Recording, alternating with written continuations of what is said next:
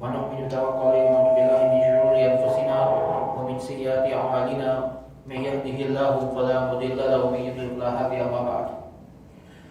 So today we have a very challenging topic, and it's a very difficult topic to summarize in 20 or 25 minutes, but I'll try my best. We'll be talking about misconceptions about the Sharia, about Allah subhanahu wa ta'ala's law. The biggest misconception is the status and the application of what is called the Hudud, the Islamic criminal law system. Right? Nowadays, if you bring up the word Sharia in front of non-Muslims, the first thing you think of is, oh, you want to cut off people's hands and stone people to death. Right? That's all Sharia is to them. They can't imagine it to be anything beyond some harsh criminal law. Right? So I'm just going to put the microphone off. Just put a feedback on this. Okay, so this concept of Hudud, what we want to discuss today is just to answer a few simple questions. Is there such a concept? Yes. Right? What are these Hudud? How did the scholars understand and apply them? How were they applied historically? And why do they exist? Right? So we're going to try and answer 5 questions in 25 minutes. I just want to start by saying that there is a lot of stereotypes, false stereotypes about Islam that exist today because of Western media. And this is something found even in children's cartoons. I'll give you one example, right? About 30 years ago, the famous Aladdin cartoon was made, right? And in the starting, the princess takes an apple and gives it to a child, and the shop owner grabs her and grabs a sword to chop off her hand. And this is given as a portrayal of how Muslims deal with criminals. Everything about that scene is false. Every single thing about that scene is false. It's not the shopkeeper's right to chop off anyone's hands. Nobody's hands gets chopped off for stealing apples, right? There's a system in place, there's a judicial system in place, there's a judge, there's a court hearing, there are conditions that have to be met. This is a way of making Muslims look barbaric. And over again, you see these stereotypes in movies, you see these stereotypes in TV shows, you hear these stereotypes from Western news pundits talking about how Muslims want to chop everybody's heads off. This is a misunderstanding of the law of Islam. So to begin, is there such a concept in Islam as chopping off the hands of thieves and stoning the adulterer and executing the rebel? We say yes, there is. This concept is there. It is in the law. It does technically exist as a law. Allah subhanahu wa ta'ala says in the Quran, the male and female thief amputate their hands. He says the male and female who commit zina, lash them 100 times. These things are in the Quran, they are in the Sunnah, they are agreed upon by all 4 mazhabs, they exist. Right? They are called Hududullah, the boundaries of Allah subhanahu wa ta'ala. That there are certain boundaries, if you exceed them, there is a harsh worldly penalty for exceeding those boundaries. But what is misunderstood today is when do they apply, how do they apply, and why do they exist. Right? This is what is misunderstood today. And this is because when we think of law today, we think of a system where if someone commits a crime, the government opens a book, they see a law, and they apply it to that crime. Right? And we imagine like every law as it is stated is as it will be applied. So when people hear that a thief's hand is amputated, they imagine anyone who steals is going to get their hand amputated. But in reality, when you study the actual Sharia, only 1% of people who steal would actually have this punishment. Maybe less than 1%. Because there are so many stringent conditions that have to be met for this punishment to actually be carried out. In the case of zina, the conditions are so strict that really 0% of people today who commit zina would ever face this punishment. Right? So, what are the hudud? The hudud, which are the boundaries of Allah subhanahu wa ta'ala, are certain legal penalties mentioned in the Quran and Sunnah and agreed upon by the scholars as being the most severe punishments in the Sharia for certain crimes. There are very few. There's only between 5 to 8 crimes that have a criminal punishment in the Sharia. 5 to 8 is difference of opinion, right?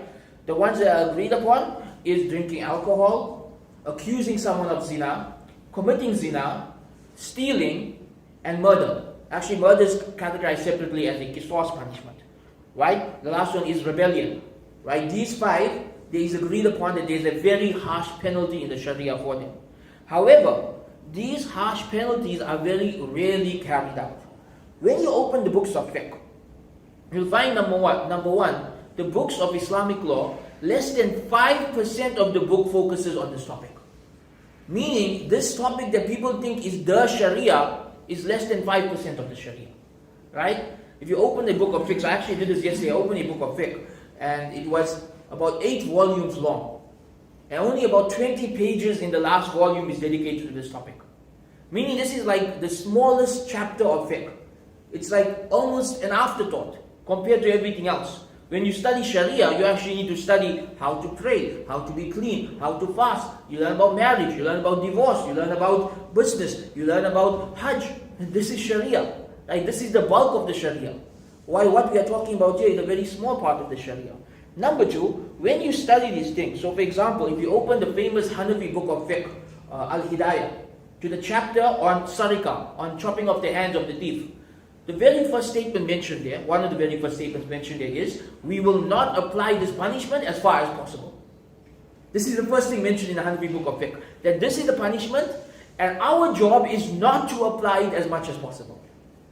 And this you will find standard across all of the madhahib. There is a hadith where the Prophet ﷺ said that the job of the judge is to prevent these punishments from being applied. And so the way fiqh evolved over time, so many conditions we attach towards amputating the hand of the thief, or stoning the adulterer, or even lashing the person who commits zina before marriage, that these things were almost never carried out. To such an extent that in the 500-year history of the Ottoman Empire, the stoning of the adulterer happened once.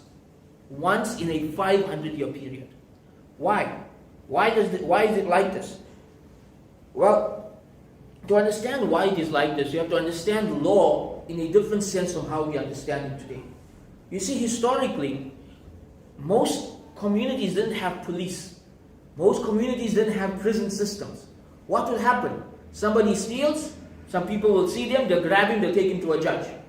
It's the community that's handling it, right? And the judge that will decide what's given to them. And to deter people from committing crimes, the punishment that is listed for that crime is very severe. This isn't only in Islam, by the way. Before modernity, this was the case with British law, this was the case with most countries, with China. Most laws were very severely in terms of what's written in the book.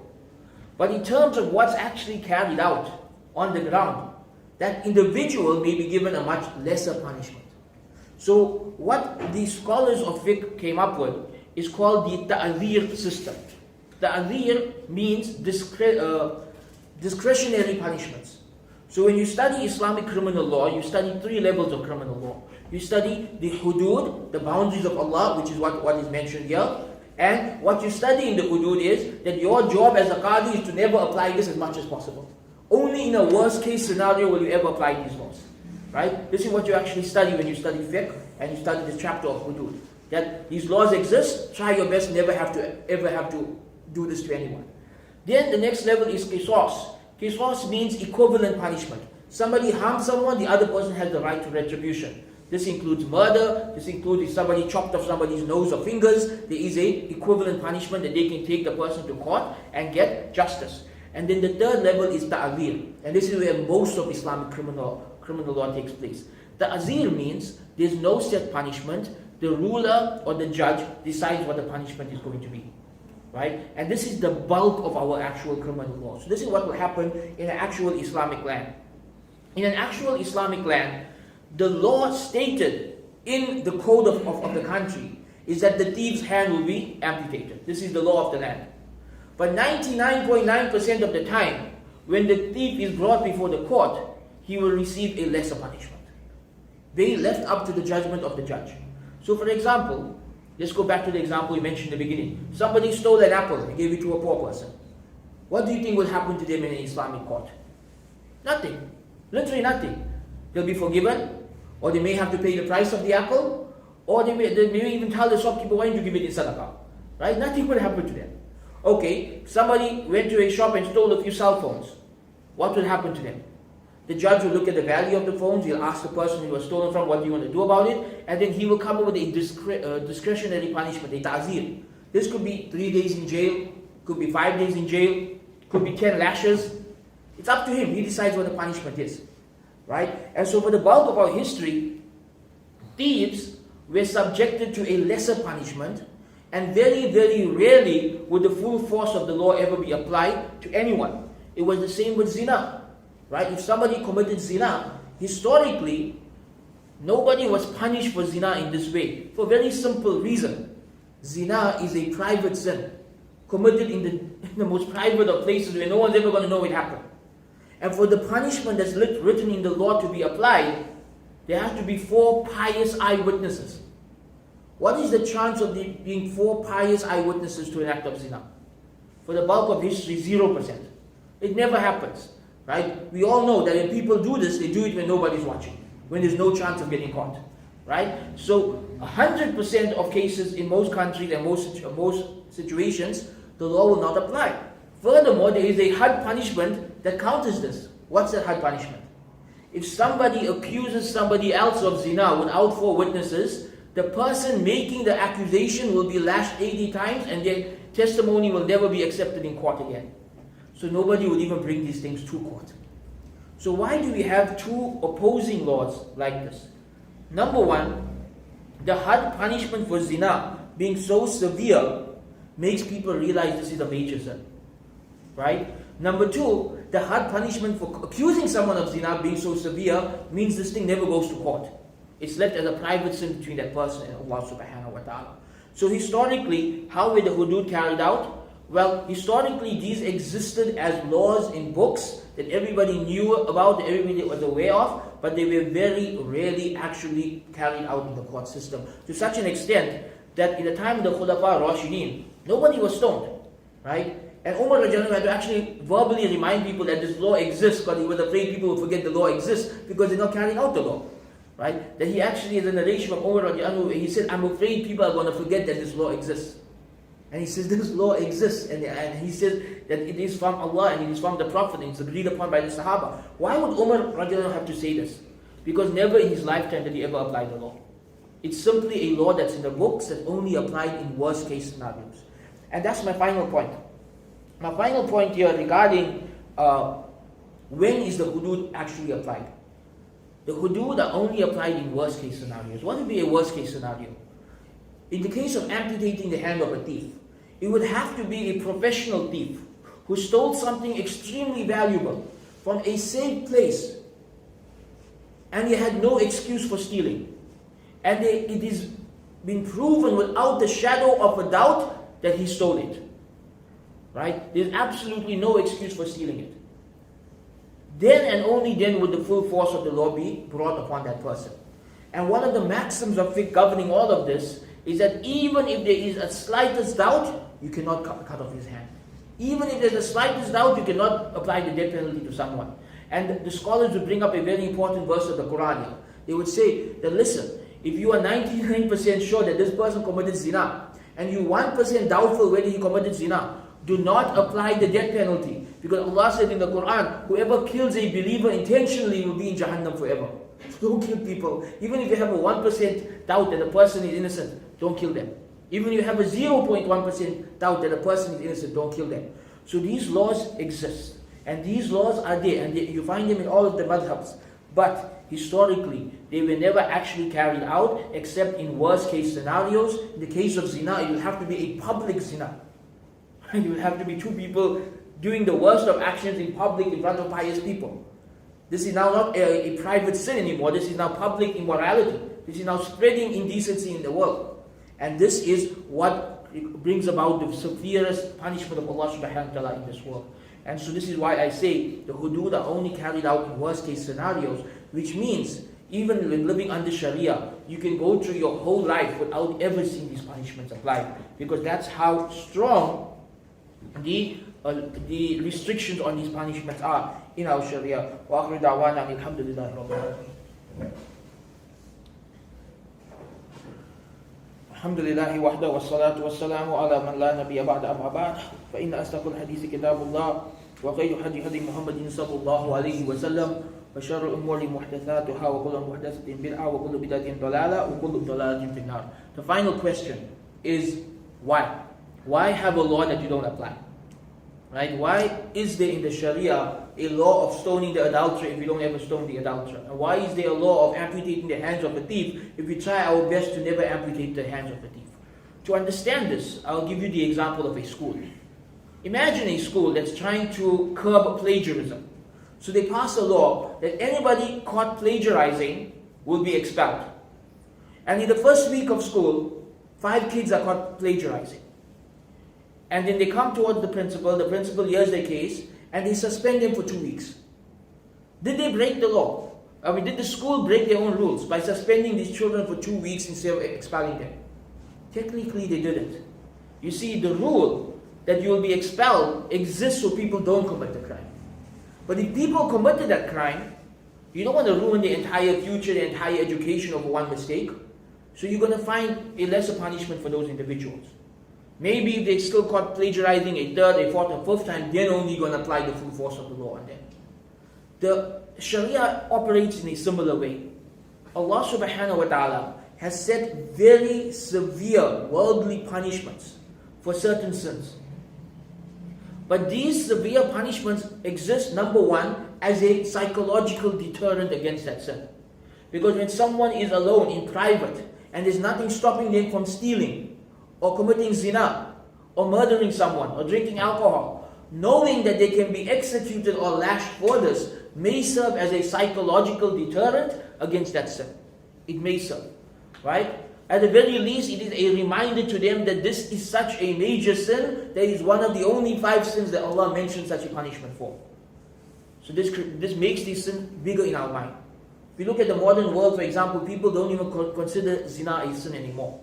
It's so rampant, it's so normalized, right? But when you have a law like this, people think twice. Like, this is something serious. This is something you could actually, be publicly punished for. It's not something worth taking a chance about. And so what happens is, because this law exists, people stay away from these sins, right? So you'll find under Sharia, there's very little stealing, right? There's like the actual amount of people who will steal are very few. And usually it's just the desperate people who are hungry, right? And in that case, there's much lesser punishment and sometimes no punishment for them. Likewise, zina is reduced to something private that people don't even know happened. So number one, it is a psychological deterrent against sin. Number two, it makes the punishment that the person actually receives more digestible to that person. Meaning, going back to our example, imagine somebody got caught in school plagiarizing. And now in their mind they're stressed out, they're going to get expelled. And the principal tells them, you're suspended for 2 weeks. How would they feel? They feel relieved, at least they didn't get expelled. It's the same psychological principle. Imagine somebody gets caught stealing under Sharia. And in their mind, like, my hand's going to get chopped off. And they come before the court and the qadi tells them, you're going to jail for 5 days. They will happily and willingly accept 5 days in jail because in their mind they're like, at least my hand didn't get chopped off. So it makes all of the other punishments that are actually applied much more bearable and tolerable to the actual criminal than if that was the only law in place. Right? Now what happens in our society, the only law in place is that you go to jail if you steal. So a lot of people are like, you know what, when I get free housing and DSTV and internet and free food, I just steal. Going to jail sounds like a good thing. Right? So there's no actual deterrent against these crimes, right? But when the punishment is listed as something that's severe, there's a deterrent against the crime, and when the actual punishment is carried out, people are actually relieved. And so there's basically 3 reasons why these laws exist. Number 1, as a psychological deterrent against sin.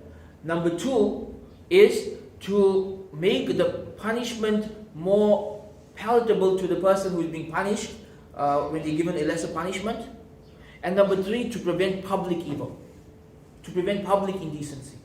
Because what happens when you have a strict law system is that nobody is stealing in public, nobody is murdering in public, nobody is committing zina in public, nobody is doing these crimes publicly. If something happens, it happens in secret. And so public order is maintained, public decency is maintained. And the community as a whole remains wholesome. And if anybody has some sin or some weakness, it's taking place in private, where it's a private matter between them and Allah. If Allah wants to forgive them, He will forgive them. And so this maintains the public order where that the life of people in public is a wholesome life, free from all of these evils. And so these are why these things exist. So this is the concept of hudud, and in reality, the way it should be applied is that the qadi's job is to ensure that number one, the hudud are only applied in worst case scenarios. Number two, that the criminal is able to reintegrate into community and live a better life. So Islam's law system is not about punishing the criminal, but about reforming people.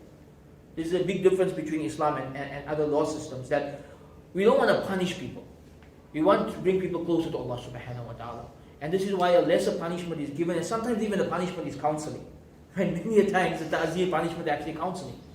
And finally, the law exists, but it's not something that's applied in general. It's something that's used more as a psychological deterrent against that specific crime. And so this is how we should understand it, this is how we should explain it. And really, many of the countries today that claim to have Sharia law, they're not doing it properly. They're not following this system, right? They're not meeting all of these conditions. And this is why we need more education on this topic, and we need to discuss this topic more often. Next week, inshallah, we'll talk about another aspect of Sharia that is greatly misunderstood in our time, and that is the concept of the fatwa. What is a fatwa? What is its power? Is it binding? Is it non-binding? There's too many misconceptions, there's too much misunderstanding. Inshallah, we will cover that in next week's khutbah. May Allah subhanahu wa ta'ala grant us the correct understanding of the religion. Wa akhiru da'wana, alhamdulillahi rabbil alameen.